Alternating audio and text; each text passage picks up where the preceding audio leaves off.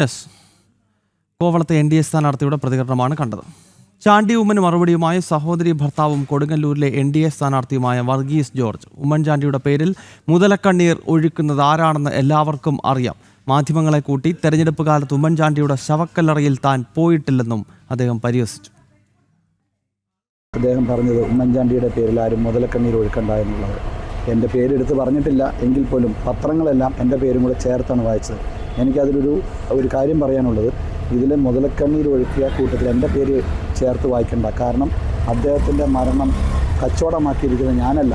അത് നിങ്ങൾ തന്നെ ആർക്കൈവ് എടുത്ത് നോക്കി കഴിഞ്ഞാൽ കാണാം ആരൊക്കെയാണ് അദ്ദേഹത്തിൻ്റെ ശവകുടീരത്തിൽ മീഡിയനെ വിളിച്ച് പോയി നിന്ന് ഇലക്ഷൻ്റെ സമയത്ത് നോമിനേഷൻ കൊടുക്കാനും എല്ലാത്തിനും അവിടെ പോയിരുന്ന ആരാണെന്ന് നിങ്ങൾക്കറിയാം. അത് നിങ്ങൾ നോക്ക്. ഞാൻ ഇന്നേ വരെ മീഡിയ വിളിച്ചിട്ട് അദ്ദേഹത്തിൻ്റെ ശവകുടീരത്തിൻ്റെ അവിടെ ഞാൻ പോയിട്ടില്ല.